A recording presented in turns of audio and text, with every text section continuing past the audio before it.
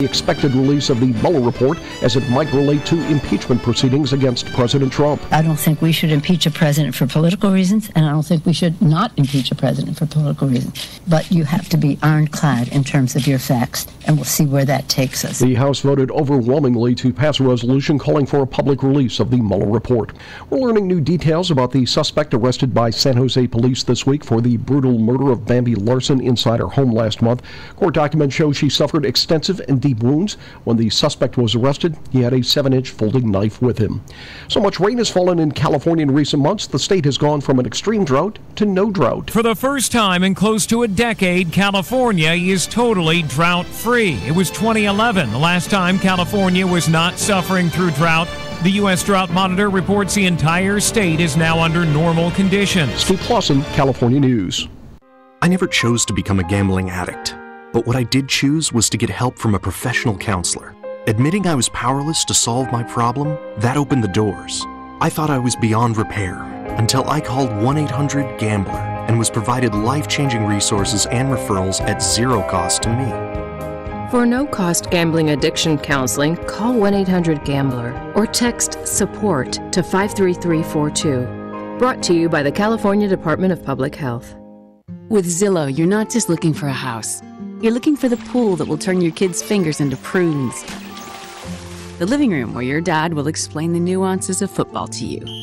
Yet again. The kitchen where you'll alphabetize your spice collection and discover forgotten, furry, what is that, in the back of the fridge.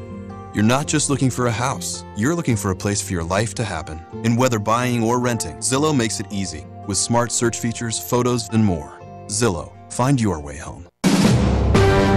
NBC News Radio, I'm Brian Shook. The president is promising action after the Senate and House passed a resolution rejecting his wall on the southern border. President Trump tweeted one word, veto. This will be Trump's first presidential veto. A dozen Republicans voted with the Democrats. There's at least one death in the powerful bomb cyclone storm that's staring down nearly 80 million Americans. Meteorologist John Weatherby explained why this storm is called a bomb cyclone. It literally is a storm that explodes in the atmosphere like a bomb, deepening and strengthening so quickly. Near hurricane force winds, blizzard conditions, flooding, rains, and severe weather. Senator Lindsey Graham is attempting to temporarily block the House resolution that calls for special counsel Robert Mueller's report to be made public. Earlier today, the House voted 420-0 in favor of the measure to release information on Russian meddling during the 2016 election. Brian Shook, NBC News Radio. NASA is prepping to take a step into the past while keeping an eye on the future. Here's Lisa Carter. NASA scientists are getting ready to study moon rock that's been untouched and sealed in vacuum tubes since it was collected decades ago during the Apollo program. NASA Administrator Jim Bridenstine made the announcement Monday while talking about the agency's Moon to Mars initiative. The samples have been left undisturbed for good reason. They were saved for a time when NASA would have access to more advanced technology needed for more comprehensive examinations of the lunar material. 9 teams inside NASA have been given $8 million to carry out the new research. Lisa Carter, NBC News Radio.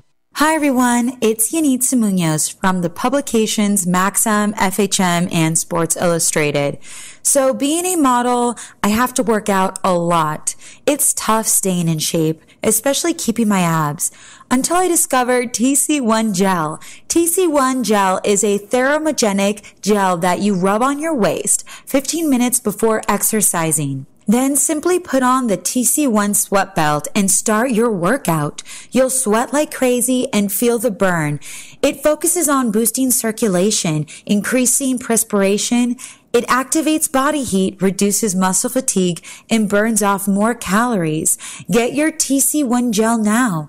Go to tc1gel.com and use the code RADIO30 for 30% off discount on this amazing product. tc1gel.com and get your abs back or just get in shape. Follow their Instagram at TC1Gel. On February 21st, Loma Linda University Children's Hospital had their 26th annual Passport to Healthy Foundation Gala, presented by Walters Automotive Group. This inspirational night was made possible by our generous sponsors, who constantly support our vision for extraordinary healthcare. To our presenting sponsor, Walters Automotive Group, and also to McCarthy, MPS, Big Hearts for Little Hearts Desert, Loma Linda Riverside and Marietta Temecula Guilds, and Elena Matthews. Thank you for joining our campaign for a new children's hospital tower. For more information, go to lluch.org. Miss your favorite show? Download the podcast at kcaaradio.com.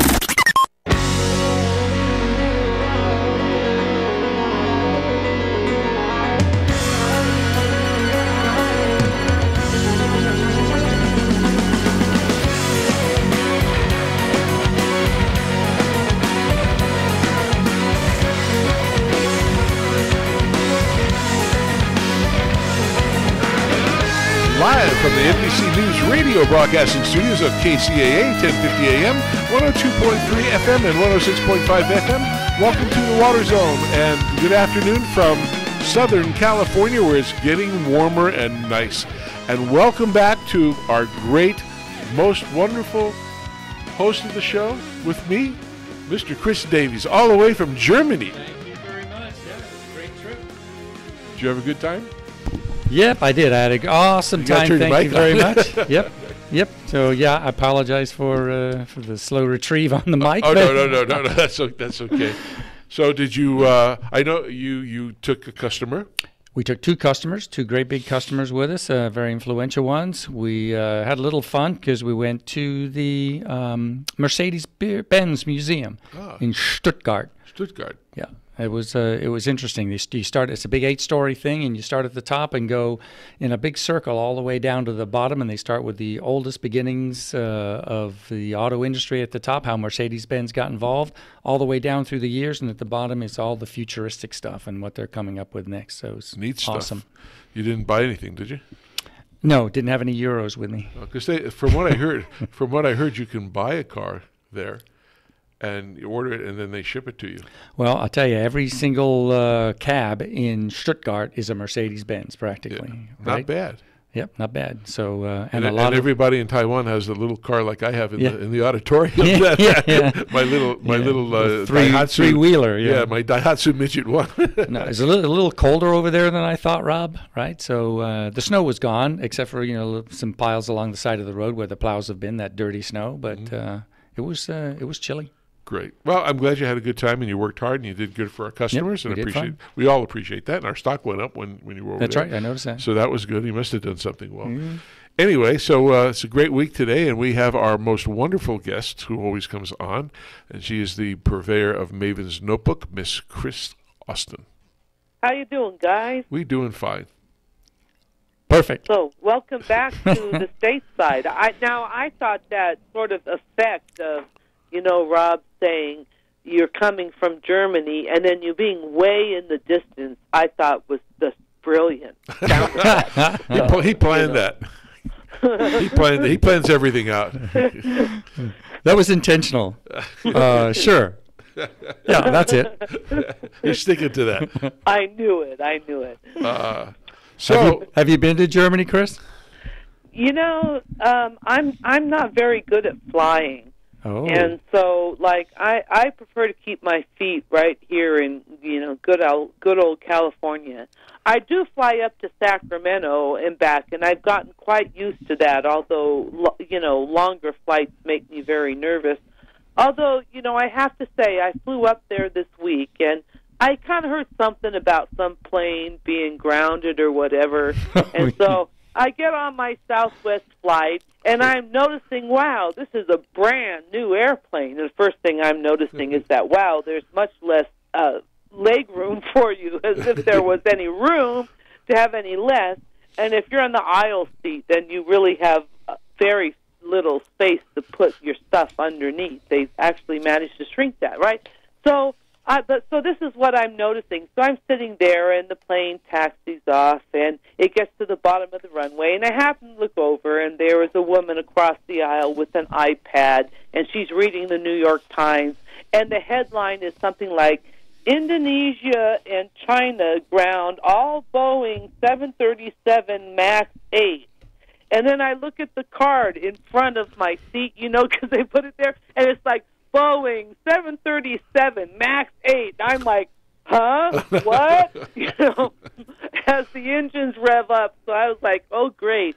So I was really, not looking forward to flying back because I'm like, oh, I bet they're going to have one of those new airplanes there. But you know what? They didn't. And I guess 15 minutes before I was set to fly, that's when they grounded them all. And that included if you were on the runway getting ready to take off, but you hadn't hit the air yet, they actually called you back.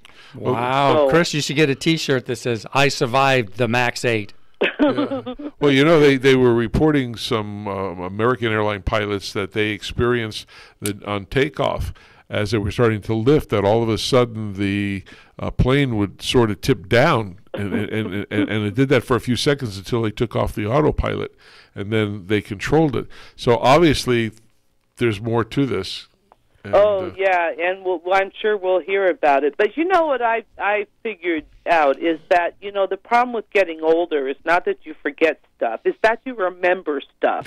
You remember everything. You remember, that airplane crashed 20 years ago. I mean, I can't go up the Squaw Valley tram without remembering that when I was in grade school, the cable broke and sliced through the cable car, and some people had to spend a whole night up there, and a few people even died. Yeah. It's like, when can senility come and take me away? Yeah.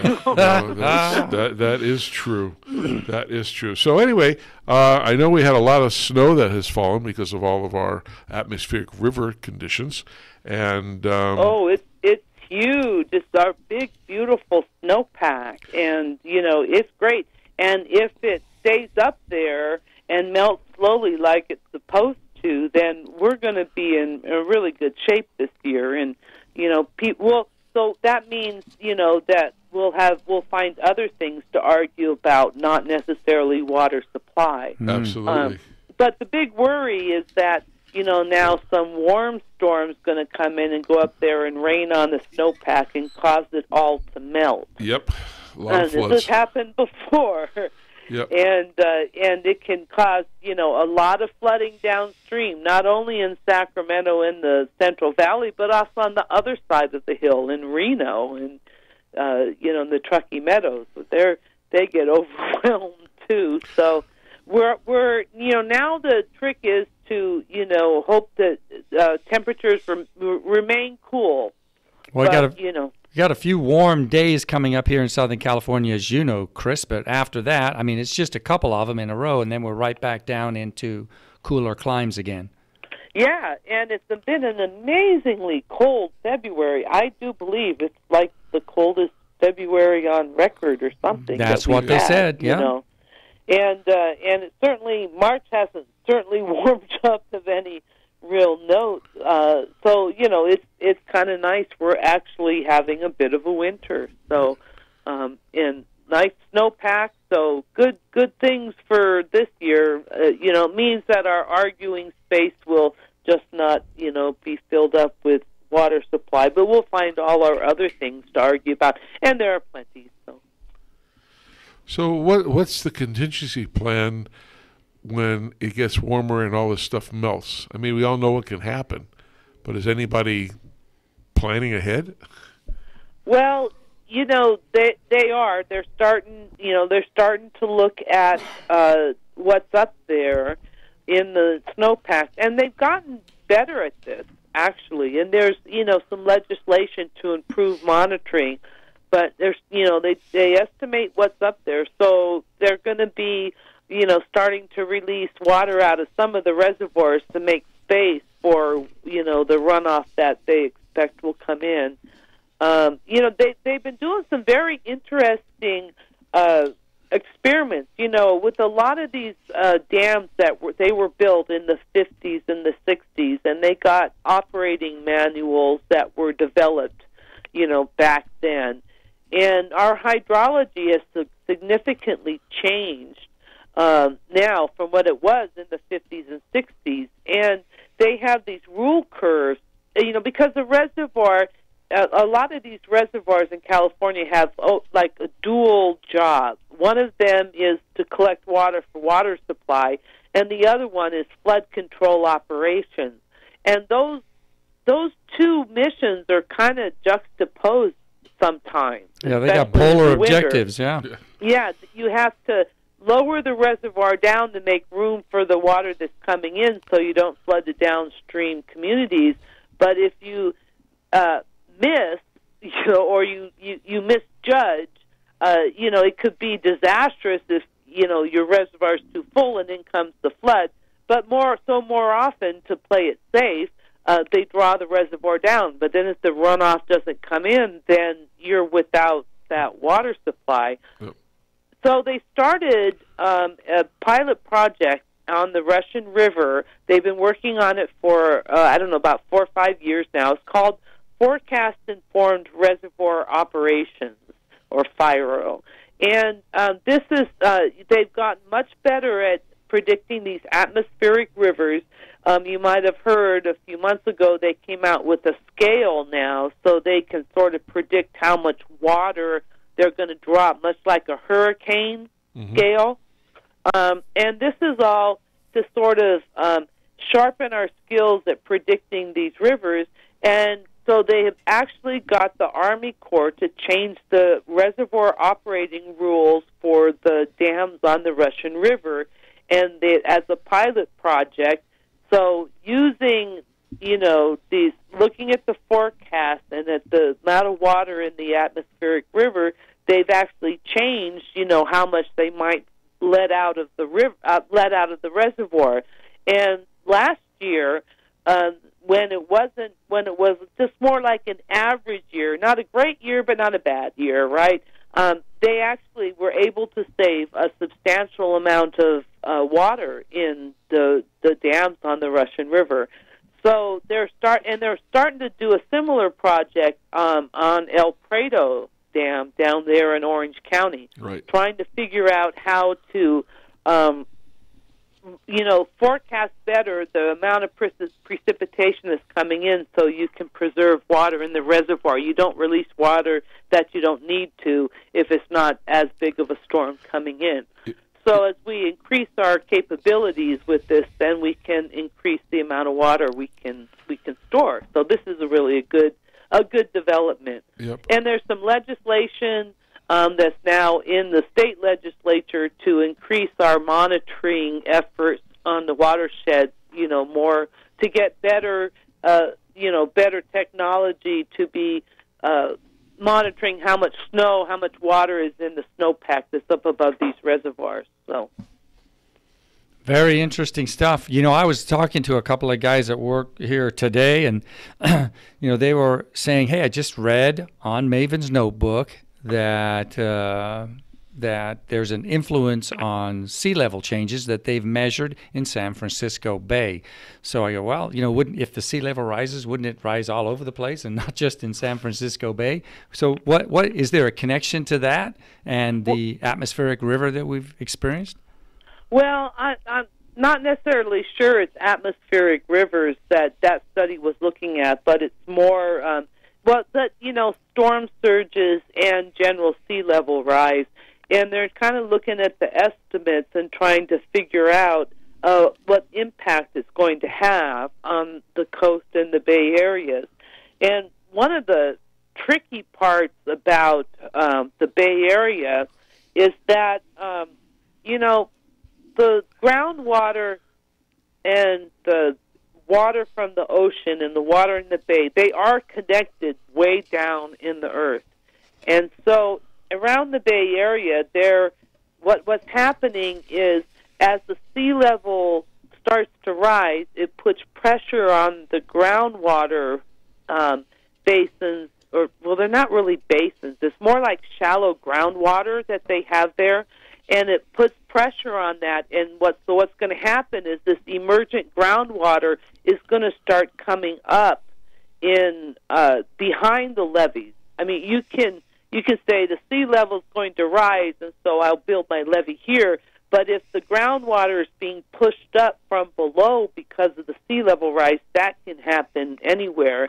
and the potential to destabilize infrastructure and foundations of housing and houses and all sorts of things. I mean, it's going to be a real problem. Right. I've been to several of the seminars we've been to. Rob, you can agree with this, show that the pendulum effect of that, right? And the impact that a sea level rise will have in coastal areas on the groundwater supply or the groundwater basins and how they will react. I mean, just even, slight inches increase in sea level has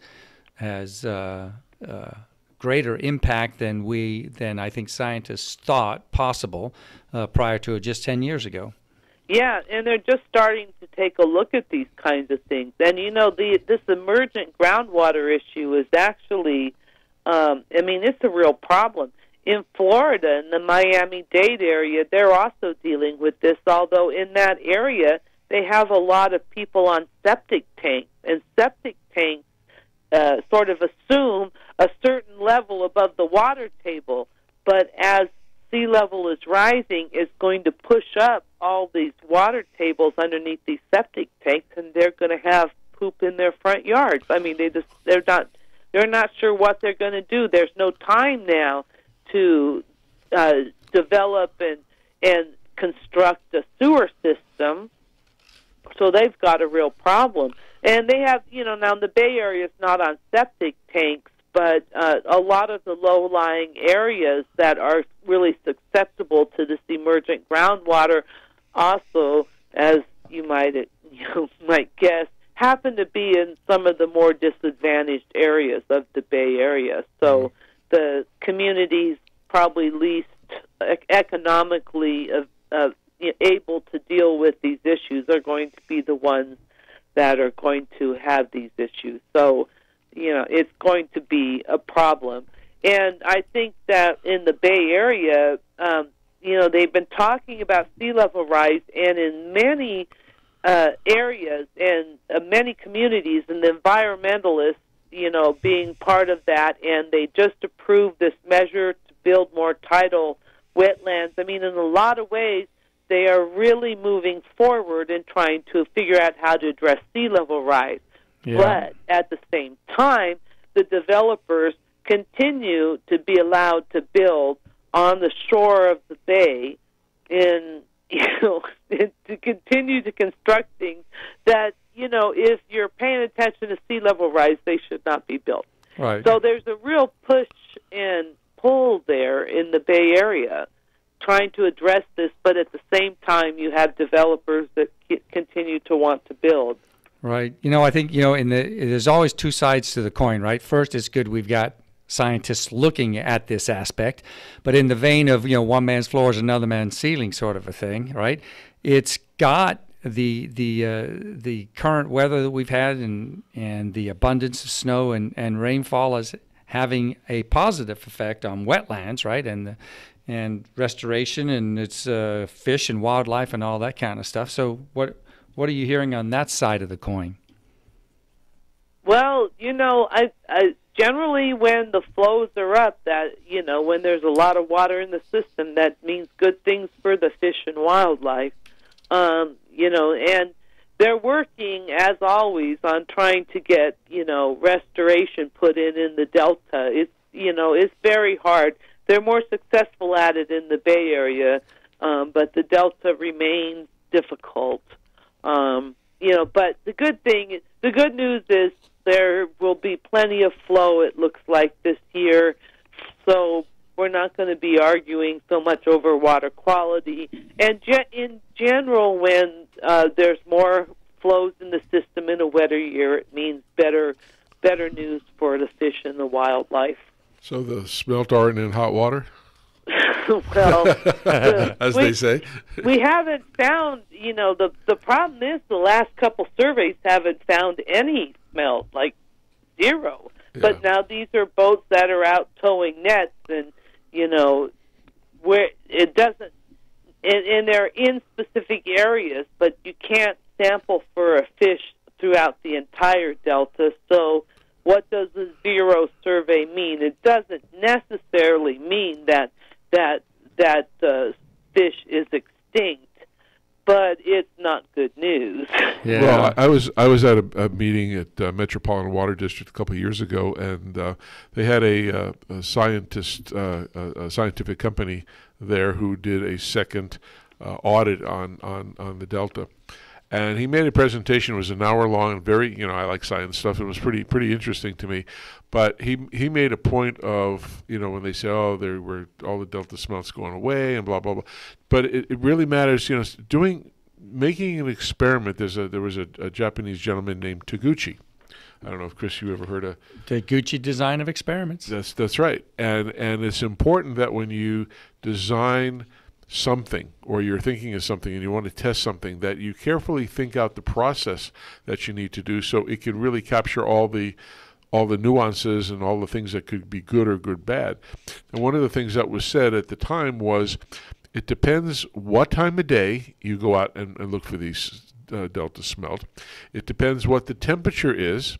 It depends what depth it is, and all these other factors that add into it, which were different than the original document that they did, 10, 15 years ago. And they came out with a completely different finding of what the original report did. I think they spent $2 million the first time to do that. So, I hear what you're saying, they're out there testing and this and that, but if they don't have a significant sample in various areas at various times at various depths, you may not get the right results. And that's what I'm afraid. We spend millions and millions of dollars, but yet I don't see a real cohesive testing procedure, given the fact that the second guys, and not the one you're talking about, but a second group of people did it a couple of years ago, and it was completely different than the first company that did it. So I don't know how that gets resolved. Yeah, and it's really hard to say. It's easy to do some things, like water quality is very easy. You have lots of little monitors now that you can just put all over the place, and you can have as much water quality monitoring up the wazoo as you want. But counting fish, fish populations and fish distributions, it's really difficult. I mean, I don't know how they do it. They have people go out and stand and count birds out in the wild. Now, if I see a flock of birds flying above me, how do I count those? How do you count those? You call them. That's right. You call them a bunch. Yes, you call them. Wow! Look at all those birds. I saw 4 bunches this afternoon coming over. Yeah. No, but you're right. That's part of the thing. But again, it's how you design the experiments and how you put the scientific effort into that so you can get more accurate data. Because I mean, to me, when I heard this gentleman speak, they tried to rush him off the stage, and he finished, and then I never heard back from the guy, or never heard back from this company that did the second report. They didn't want anybody to hear about it. Yep. Well, Chris, I think you found the answer. Instead of checking for smelt all over the Delta, they should just check up the wazoo, and they'll find them there. So hey, let's end the last couple of minutes here of the first segment by asking the $64 million question: what's happening on the twin tunnels? I mean, yes. We're in, they're out. Senator Dodd's bill is is going through. Advancing through. We'll see. Newsom got up at his State of the State speech and said, he's not in favor of 2 tunnels, but he's in favor of 1, and somehow that was construed as a conceptual proposal, which I thought was like okay, which is kind of entertaining. So everyone's scrambling now to see what's going to happen. So they finally. The Department of Water Resources called for a stay on the hearing that's been going on at the State Water Board. That's been in limbo for 3 months anyways, so no surprise they called for a stay, and that was granted. And, I mean, we're going to see what happens here. It's really hard to say. So many things have changed. But just the hearing officers at the State Water Board. He did not reappoint Felicia Marcus, the chair of the State Water Board. She was one of the hearing officers. Yeah. So if you're going to bring someone new in, do you have to make them sit and watch like 200 hours of the hearings? And how could anyone endure such a thing? I mean, that hearing went on for like 2 years, literally. I mean, hundreds of hours of testimony. How do you move one of the hearing officers out and bring someone else in? I don't know how they're going to resolve that. It's probably delay. Well, at some point we're going to have to get to at some point we got to make a decision or decide that we're not going to decide, which is in essence a decision. It's and once we figure out if we're going to do these tunnels, 2 tunnels, 1 tunnel, none tunnel. I mean, if we choose, we say, okay, we're not going to do tunnels, then we're not done with figuring out what we're going to do with the Delta. Right. We still have to address the issues there. Now it would almost be like back at the drawing board, and then everyone will be wringing their hands and, pacing back and forth and say, what to do with the Delta, which we've been doing for decades. Well, from what I see on the news and read in the newspapers, we got only 12 years to make that decision. And, I know you said you didn't like to fly, so I heard they're going to build trains to go to Europe. So,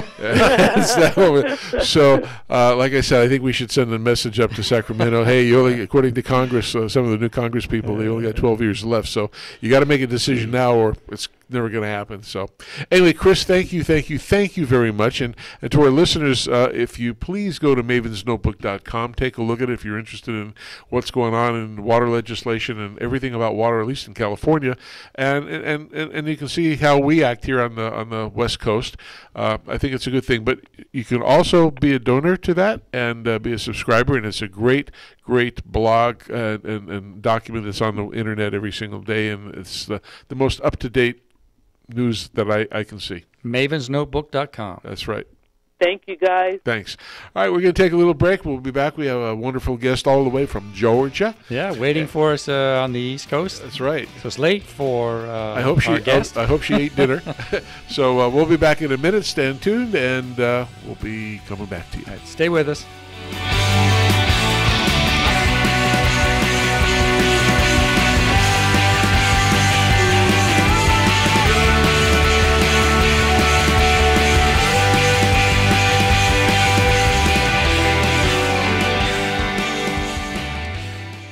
If you knew there was a pipe cement that works better than the one you're currently using, is better for you and the environment, and costs the same or less, would you buy it? Oh, no-brainer, right? Weldon, the trusted leader in solvent cements for over 60 years, is pleased to introduce a new line of solvent cements that does all that. Introducing the Eco Series line of solvent cements for PVC piping systems. Not only does it work great and set fast, it also has 30% lower solvent emissions and less smelly fumes, a better workplace environment when you're installing pipes. But don't just take our word for it. EcoSeries products are the only solvent cements that are Green Seal certified for environmental innovation for effective performance, improved working conditions, and for use with potable water. Now available in a medium-bodied fat-setting blue formula, 905 Eco, and a regular-bodied fat-setting clear formula, 900 Eco.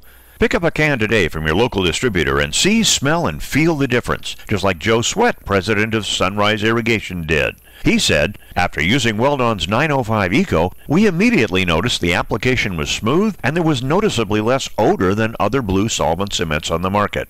The guys love it. To learn more about Eco solvent cements from Weldon, visit the website at www.weldon.com or call the technical service hotline at 877-477-8327. That's 877-477-8327. Time to take a water break and talk some water. Irrigation. Such a refreshing topic. As more and more markets face water restrictions, your customers may be hungry, or should I say thirsty, for water-saving products. For new installations, add options like drip irrigation, controllers that respond to weather data, pressure regulating heads, or heads with check valves. They all provide easy ways to differentiate your bids and win more jobs. Or for an extra stream of revenue, offer existing customers upgrades like high-efficiency nozzles, rotary nozzles, or Wi-Fi-based controllers. Because when you help your customers save water, you make a world of difference for the earth and your bottom line at the same time. We'll drink to that.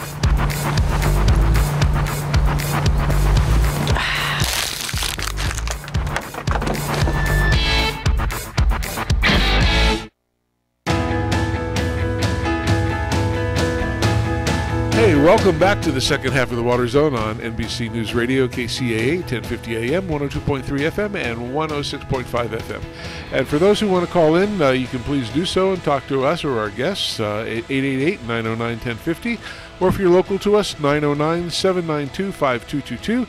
You can also catch the podcast afterwards on kcaaradio.com, Apple iTunes, iHeartRadio, Podbean. You can watch our videos on YouTube, Ustream, Tiki Live, and kcaaradio.com. And actually, I found out today there's a lot more. I sent the list to Chris. A whole bunch more places now that are carrying us, and we're just growing like weeds. So that's a darn good thing. Yep, anyway, I saw that. We're everywhere. We're everywhere. But I'll tell you somebody else who's everywhere. It's the next guest. And I'm very impressed with this lady. I met her years ago at the IA SWAT meetings, and she's got passion. She's got fire in the belly. She is one nice person who knows lots of stuff. And she's all the way from Georgia. Miss Kathy Nguyen. She's the customer service manager for Cobb County Water in Georgia. Welcome, Kathy. Oh, thanks for having me. We love you. How you doing? I'm good. Trying to stay awake. You know, I'm usually in bed by now. I get up at 4 in the morning. I'm sorry, I didn't know that. You know, we could have pre-recorded this in the daytime and replayed. Okay, we certainly appreciate it. I've always wanted to have you on the show. You've been, of all the places I've ever been with you at the IA stuff, you've been just awesome and things that you guys do. So, just for our listeners and stuff, can you give us a brief history of how you got into the water business? Sure, just like everybody else by accident. So I actually was working in another field, and my father became very ill, and that job was sort of a long hours, several days a week, holidays. So I didn't get to see him very much. My husband had gone back to school to get his teaching degree, and he was working at the county at the library part-time. And I said, well, I need a job with more regular hours. And he said, well, the water system's hiring. And I said, why would the water system hire me? I don't know anything about water. He said, well, it's a job where you write and you manage the policy, relationships between the county and the city's water systems. And you can write and you understand politics. You should just apply. And they hired me. And when I got in there, I didn't realize that what I'd always wanted to do, apparently, was be a water professional. So I just loved the work, and I was very fortunate to have some wonderful mentors early in my career that were at Cobb County Water that gave me a lot of chances to do things that they shouldn't have given to somebody with so little experience in water.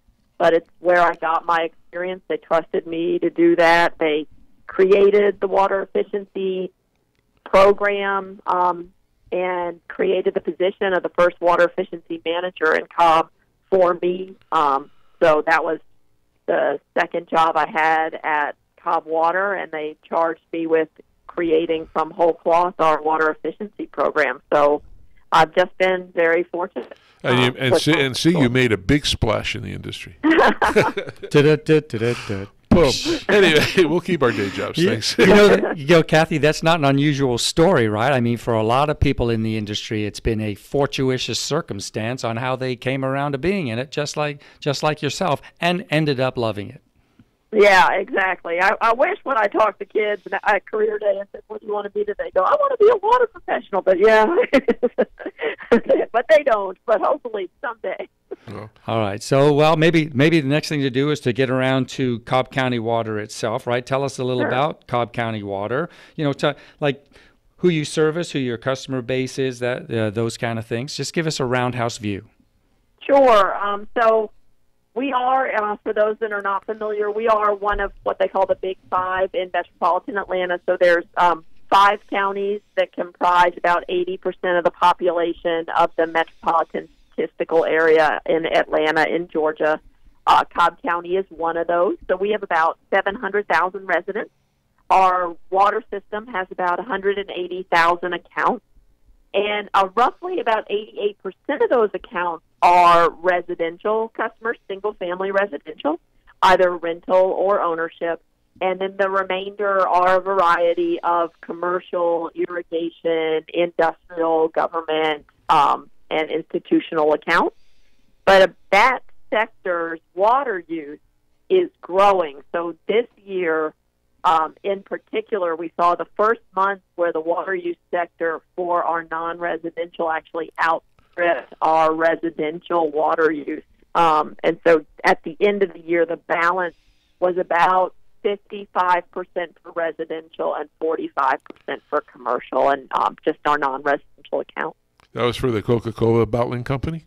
The Coca-Cola Boston has a Dasani plant, actually, in Cobb County. Yes, I know. Yes. I spent a lot of time in Atlanta and hung around the varsity restaurants and stuff like that. And Oh, yeah. So you know that people are just paying like a, $10,000, 10,000% markup for the water that we provide to Coke. Whoa. So for the most part, where does the water supply from Atlanta come from? The Chattahoochee River or Lake Lanier or the other places that? So yes to all of those. For Cobb, we have two sources. So one is the Chattahoochee River. We get about 60% of our water from there. And we get 40% from Allatoona Lake, which is part of the Etowah River Basin. Allatoona. Yep, Allatoona. Well, but several folks use Lanier, and of course the Chattahoochee Basin supplies about 80% of metropolitan Atlanta's water needs. So from a Metro Water District standpoint, how are those lake levels these days, right now? Brimming. We have had a ridiculous amount of rain. I think that we ended last year the second highest historical rainfall in recorded history. We were only half an inch short of breaking the record. Wow, amazing. Well, last year your organization, I saw you at the Southern Nevada Water Symposium, and your organization won the 2018 EPA WaterSense Sustained Excellence Award. Yeah. So maybe you can tell us a little about that and how did that all come about? That was awesome. Yeah. Sure, thank you. Yeah, we've been very fortunate. We have been EPA WaterSense partners since they developed the program. The minute we were part of the stakeholder groups when they were exploring it. As soon as they finalized the program, I said, this is going to be a game changer for us. We've got to be on the front line with this. So we've been active partners with EPA WaterSense going on 12 years now since the development of the program. We've been very fortunate. We have been Partners of the Year, I believe, 6 times, and then we've been Sustained Excellence the last 2 years from them. And so that just means that for us, it means we participate in every single campaign. We partner with other WaterSense partners and people that carry WaterSense products. So we really do try. It's a cornerstone of our efficiency program to tee off of WaterSense. One of our goals is that everyone in Cobb County will recognize WaterSense before they recognize Energy Star. Yeah, that's excellent. You guys have done great. Of all the years we've been going, we just applaud you. We tried whistling, but they told us we're not allowed to whistle when you were. We did, but we clapped. We clapped harder. We clapped harder. Yeah, yeah, that's right. Yep. Kathy, I got a chance to meet you and say hi. I was if you remember, I was the other guy in the booth with in our booth at that show with Rob. Oh, so, yes, sir. So the question I've got, I know that the Cobb County's been very active, forward-looking on conservation and that stuff, and you've got lots of ordinances and things like that. But there was I think there's a key ordinance that was legislated as year-round enforcement. Can you tell us give us a little bit of background and tell us the key factors of that ordinance? Sure. So we have 2 year-round ordinances related to outdoor water that dovetail together. So they are the outdoor water restrictions and the water waste ordinance. So the outdoor water restrictions, they allow watering 7 days a week in times of non-drought, but they prohibit watering outdoors, at least above ground irrigation, spray irrigation, prohibits it from the hours of 10 a.m. to 4 p.m. because we don't want people watering in the heat of the day. They lose the most evaporation and wind drift at that time, especially in Georgia in a dry, hot summer. Yep. So it does prohibit that. It does allow other uses of outdoor water, and then those ratchet down as we go into declared drought levels. So they'll get day-of-the-week restrictions. They'll get extended hour restrictions. Other activities will be curtailed. And our water waste penalty, that's enforced all the time as well. And so it prohibits things like allowing anything to leak. And that includes, pipes in the ground, not just irrigation, but a plumbing system leak that is visible and excessively leaking without repair. So we have the ability to, find them, and if we need to cut their water off if they fail to repair it. It prohibits things like sprinklers watering anything besides plant material. So if it's hitting a sign, if it's running off onto pavement, if it's directed toward curb and gutter, they can be fined for water waste. So it's basically just trying to create a culture where people think about the way they use water outside. Also, they're running their sprinklers in the rain, things like that are, we feel, fairly common sense and just basic good stewardship. Has your customer contingent really taken up the challenge? I mean, are you seeing a lot of participation and people calling in, asking questions, and or requesting more information, trying to become more educated? Yes, I do. We also, of course, have the neighbors who call in on their neighbors to tell us that they're in violation of the ordinances. We have that too, active participating citizens. But especially. And, it's sad but true, and I don't think unique to us, that we get their attention like that first time they get the letter saying, hey, keep doing this, we're going to find you, right? Because the first is a warning letter. But the other tool that's been great for us, and particularly when we've been in drought and we've wanted to push out information, has been our agency's adoption of Nextdoor as a vehicle tool. It has been the best way to get substantive information out to the public quickly, and even have a live Q&A on Nextdoor. We'll open it to comments if I'm available to answer them in real time. So it's been an excellent. It's probably, if I were recommending to any utility what social media to invest in, I would say you should invest your time in Nextdoor. Interesting. On your rate structure, is it just flat rates, or do you go to tiered rates? Oh, no, we have a really aggressive 5-tier rate system, and we bill irrigation for those that have an irrigation meter at the top tier for all the water they use.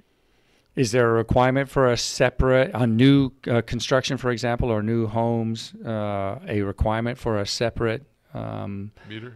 Yeah, meter? There is not.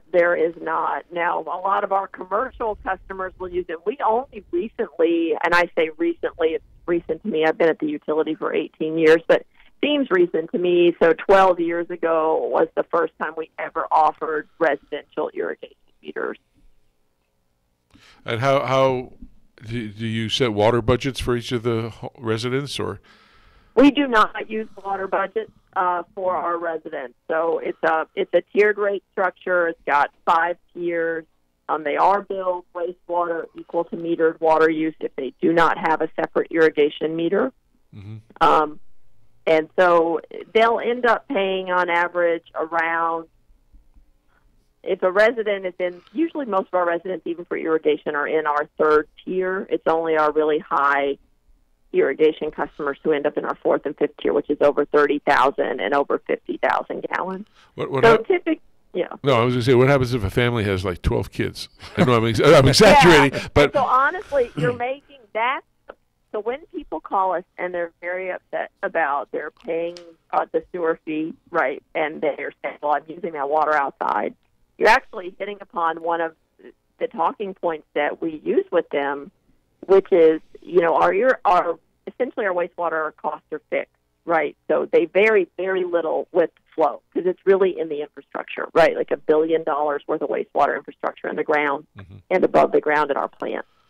So what we tell people is that they have a lot of control over discretionary water use, right? And in the South, if they water correctly, they really can't keep their bill relatively cheap, because if they plant correctly and they irrigate correctly, they don't need to use 50,000 gallons, because we are going to get spot rain that can be benefited. Right. But a low-income family with several children, they may not have that kind of flexibility in reducing their water use. Right. And so if we don't bear those costs for the wastewater system across everyone, those customers are really negatively impacted financially. Yeah. I know that we're going to ask you a couple of questions about the various programs you've got, but before we do that and get off of the information that we're talking about right now, does Cobb County offer any water saving or low application rate sprinklers as part of a rebate program or anything like that? We do not now. We are looking at an incentive program. Right now, we are thinking about an incentive program with water variable controllers. I personally, especially for our system, I really have found, and we've done a couple pilots, particularly at our schools. They're an excellent place to pilot irrigation, because we have some very involved central maintenance and irrigation folks out there who are really, really innovative. We also use our parks. We have a very high pressure system. I'm very interested in the potential savings, and we've seen some from our pilots on pressure-regulated sprinkler heads for us. All good to hear. Yeah, we like that. I'm not trying to sell you our product, but that's we have those things. But yes, I know you guys do. I have some samples. I mean, because I bring them out and I show people the difference and how easy it is. Hey, you could change these out. It could make a big difference for you without a huge investment. Let's talk about how to do that. They had about why you should do it. They had a program here, which we're talking about doing again with several different water agencies, called free sprinkler nozzles.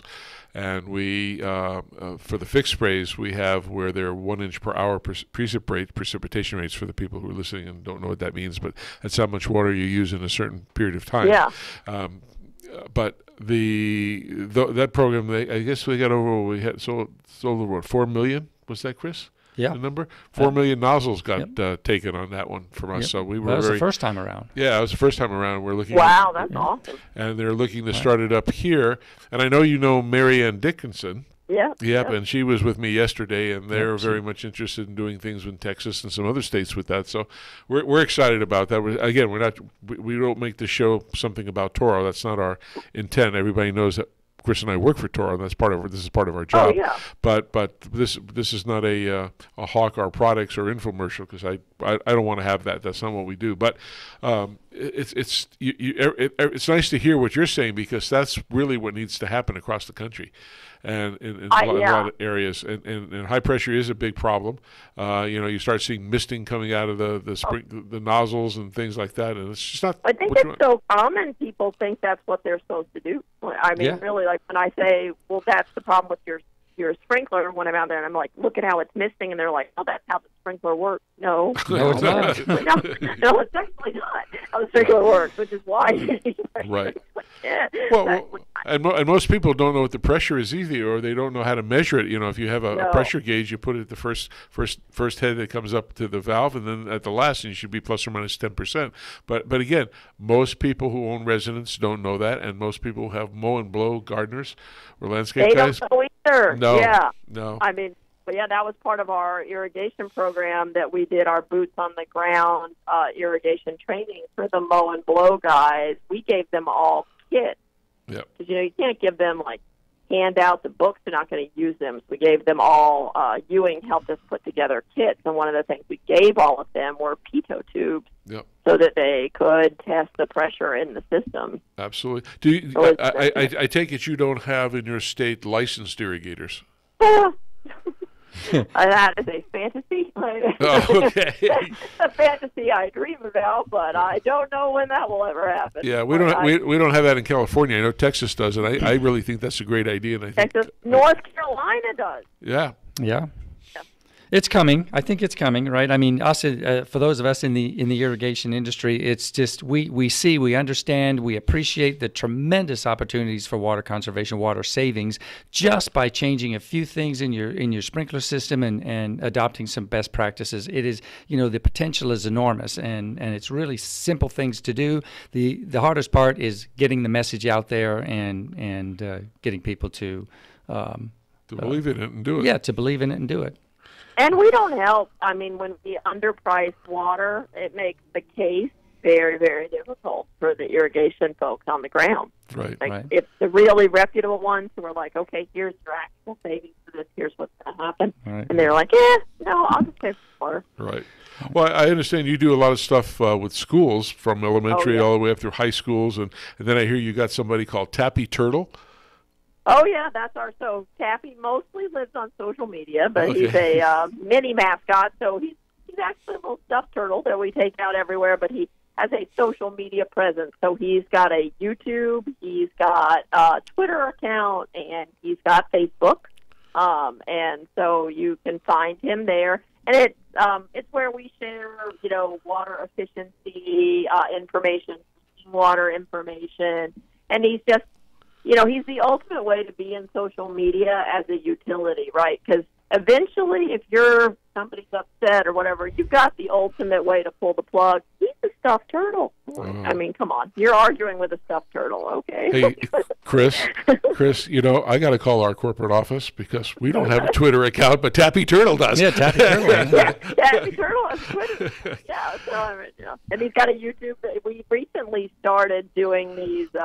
I have this really creative millennial that started working for me, and she loves to do videos, and she started doing these riff videos on like classic movies. So we did the sprinkler stint for Sprinkler Spruce Up last year. So I See Broken Sprinklers riff on Sixth Sense. Where I walked around everywhere I went, I saw like little patches of blue, so we do. She does fun, creative stuff like that. We did a Sherlock Holmes mystery for Fix a Leak Week. We did a riff on Twilight Zone for Imagine a Day Without Water. So, and this year we did Mission Impossible for Imagine a Day Without Water. Your mission, should you choose to accept it, is to live a day without municipal water supply. Wow. Oh, that's why you guys are winning the awards. You're very creative, and you keep that up. You also do a Water Smart art calendar. Yeah, so that's a middle school art contest. So it's 2D art, and we do it in partnership with Cobb County Arts Program here. So they host it. We do a juried art show, and the top 12 selections get photographed and put into a calendar for the year. The calendar has all kinds of water dates on it, like, National Toilet Day and Fix a Leak Week and all this kind of stuff, plus regular holidays for us non-water people, right? But also has all the water holidays. We forgot to tell you Happy Pie Day. Oh, that's right. Pie Day today. 3/14. They get everything in. And then you have a watershed stewardship program as well? We do. So that's really the side of the house that does the water quality information, like your previous guest was talking about, right? Uh-huh. So they're concerned about, the fish monitoring and adopt-a-stream programs and, litter pickup and those kind of things to make sure, because that watershed, both of the watersheds in Cobb are the watersheds that feed our drinking water. So it's really important that we keep those streams and rivers and lakes healthy.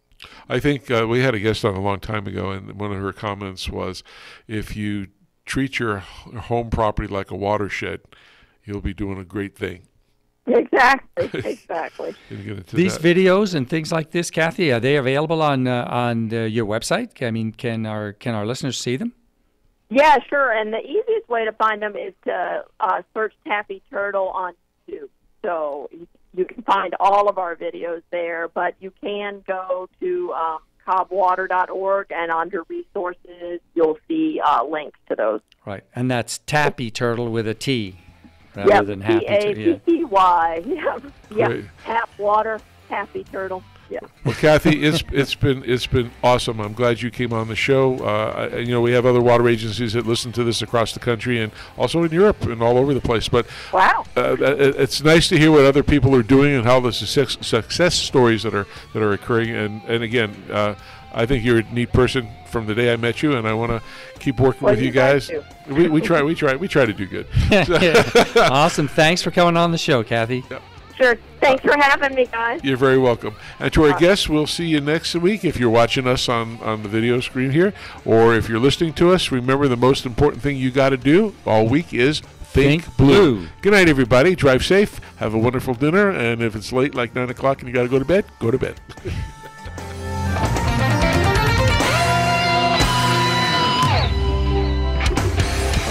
KCAA Loma Linda, 1050 AM, 106.5 FM, and now 102.